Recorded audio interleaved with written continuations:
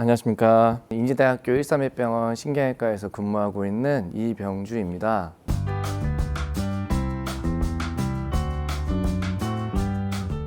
2020년에 등 통증으로 병원을 찾은 환자만 510만 명이나 되고 전체 외래 환자 중에서는 6번째로 많다고 해요. 등 통증이 생기는 원인이 뭔가요? 등 통증을 일으킬 수 있는 원인은 여러 가지가 있을 수가 있어요. 첫 번째로 중강이나 복강에서의 내부 장기의 문제입니다. 중강 같은 경우에는 심장이 있지 않습니까? 심장에 문제가 생기면 우리하고 쪼인 듯한 느낌이 전이가 될 수가 있어요. 그리고 복강에서 폐쇄에 문제가 있으면 이게 등 쪽이랑 가깝기 때문에 마찬가지로 우리하고 쪼인 듯한 느낌이 있을 수가 있습니다. 내부 장기뿐만 아니라 흉추에 있는 이제 갈비뼈에서 신경의 문제 때문에 등 통증을 일으킬 수가 있고 대표적인 예가 이제 대상포진 같은 경우예요. 대상포진은 특징적인 소견이 있어요. 통증의 양상이 흉곽으로 띠두르듯이 이렇게 전이되는 통증이 있다는 거예요.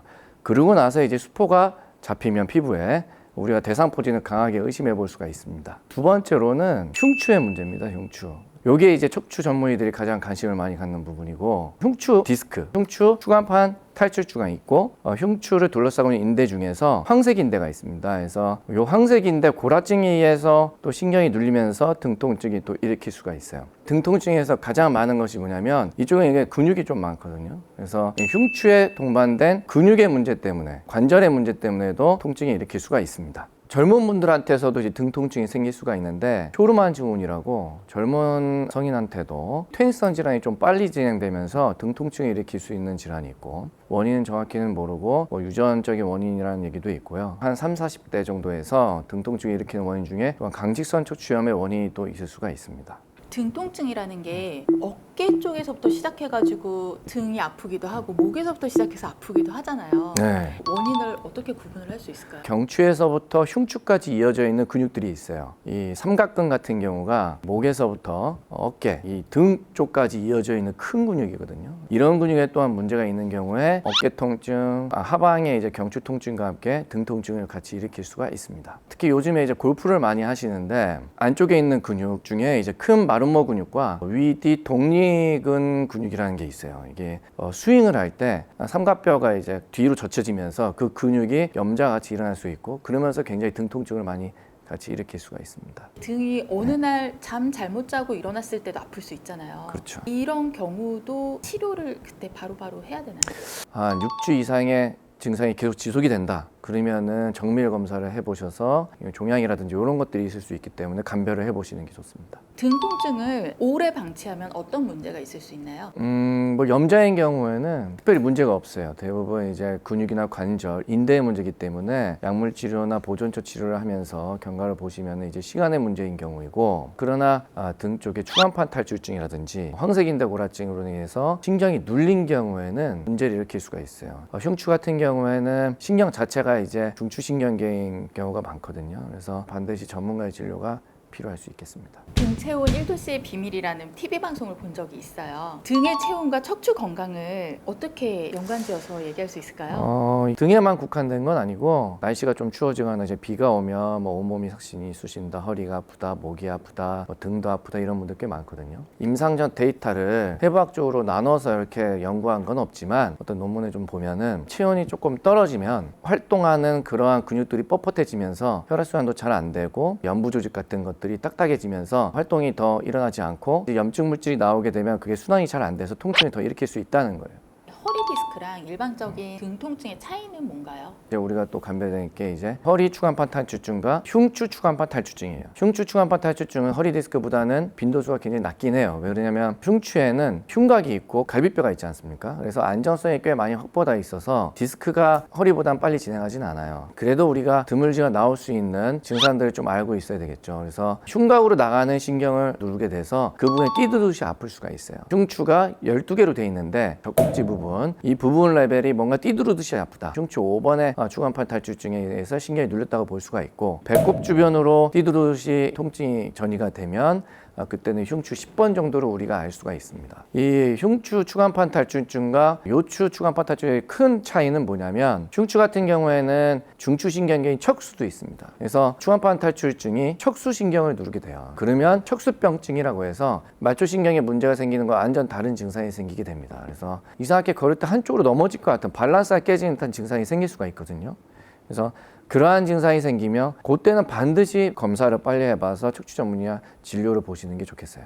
그러면 등이 아플 때 치료는 어떻게 이루어지나요? 일반적으로 보존초 치료를 하고 그래도 안 되면 수술적 치료를 하는 거예요. 그래서 보존초 치료라고 하면 약물 치료, 물리 치료, 운동 치료, 시술적 치료 그런 거를 말하고 있어요. 뭐 약물 치료는 일반적으로 뭐 진통 소염제가 들어갑니다. 근데 이제 환자분들이 되게 약 먹는 거 되게 싫어하세요. 그런데 이 소염이라는 걸 알고 계셔야 돼요. 이 통증의 개념은 염증의 개념입니다. 소염, 염증을 완화시켜 준다는 거예요. 근데 이제 그 물질이 진통의 효과도 있다는 거예요. 그래서 우리가 그 염증 물질을 덜 나오게 하거나 신경을 더 예민하게 하기 위해서 염증 물질에 의해서 그 진통 소염제 우선적으로 먹죠. 신경 자체도 눌리면 신경 예민해질 거 아니에요. 그래서 신경을 덜 예민하게 해주는 이제 신경에 쓰는 약들도 쓰고 신경의 혈액순환도 잘 안 될 거 아니에요. 그래서 신경의 혈액순환을 좋게 해주는 약도 같이 동반해서 쓰고 있어요. 운동치료나 물리치료 같은 경우에는 이제 온열치료라든지 냉치료 같은 경우가 혈액순환 좋게 해줘서 염증 물질을 조금 더 빨리 없애준다든지 붓기를 조금 빼준다든지 이런 효과가 있는 것이고, 그리고 시술적 치료라고 하면 신경이 눌리는 부분으로 주사나 카테터 같은 것들이 들어가서 약물을 뿌려줌에 의해서 통증을 조절을 해주고 신경을 조금 안정화시켜주는 치료라고 볼 수가 있어요. 대략 한 2-3개월 정도로 보고 있어요. 했는데도 불구하고 통증 조절이 안 된다. 그러면 직접적인 근본적인 치료인 수술적 치료를 해야 돼요. 디스크가 탈출돼서 신경이 눌리고 있으면 디스크를 제거해야 되는 거고, 다른 인대가 신경을 누르고 있으면 그 인대를 제거해주는 수술을 해야 되는 겁니다. 척수병증이 흉추에서 생길 수 있는 특징적인 소견이라고 말씀을 드렸잖아요. 근데 이 척수병증이 생겼다 하면 그때는 빨리 수술을 하는 게 좋습니다. 왜 그런가요? 척수는 중추신경계입니다. 척수병증이라는 것은 척수가 병이 생겼다는 거예요. 그게 뭐 디스크든 뭐 인대에 의한 거든 뭐든 간에 이 뇌랑 비슷한 신경인데 뇌가 손상당하면 그거 회복이 거의 안 되죠. 복구가 불가능하죠. 마찬가지입니다. 그래서 척수도 한번 손상당하면은 거의 회복이 불가능한 것으로 보고 있어요. 아직까지는. 이런 경우에는 빨리 회복을 해주지 않으면 회복이 거의 불가능하다고 보고 있기 때문에 첫 번째 치료를 수술하는 게 좋습니다.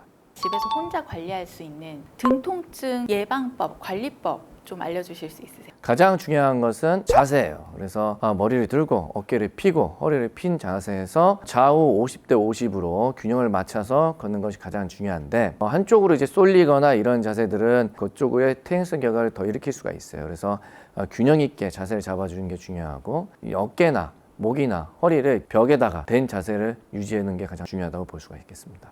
어떤 운동이 좋냐라고 했을 때 증명되어 있는 운동은 이제 조깅, 워킹, 수영이라고 볼 수가 있어요. 수영 같은 경우에는 등 통증으로 인한 염증 반응을 억제한다는 거예요. 그 중력에 의해서 계속 척추가 눌리기 때문에 수영을 하게 되면 부력에 의해서 그런 중력에 의해서 척추가 눌리는 것을 좀 완화시켜 주기 때문에 좀 더 등 통증을 완화시켜 줄 수가 있다고 보고 있고, 특히 이제 수영 중에서도 자유형 또는 배영이 좋습니다. 저병이나 이런 것 같은 경우에는 허리를 많이 꺾고 하는 방법이기 때문에 그렇게 이제 좋지는 못하고 자유형과 배영 같은 좀 부드러운 수영 요법이 또 좋다고 볼 수가 있겠고, 또 다른 운동으로는 이제 조깅과 워킹이 있다고 아까 말씀드렸죠. 임상 실험에서 조깅을 한 군과 하지 않은 군을 비교해 봤을 때 디스크의 수용성과 글루코사미노글라이칸의 성분이 조깅과 워킹한 군에서 또 높다고 되어 있습니다. 조깅과 워킹을 하면서 이 펌프질을 하면서 안쪽으로 영양분을 좀 더 많이 잘 공급해 준다고 이제 보고가 되어 있습니다. 최근에는 요가나 필라테스 같은 운동들도 디스크에 좋다는 논문들도 이제 간간히 나오고 있습니다. 그러나 이제 이런 운동들을 좀 더 근거를 뒷받침할 수 있는 많은 연구가 더 필요하겠어요.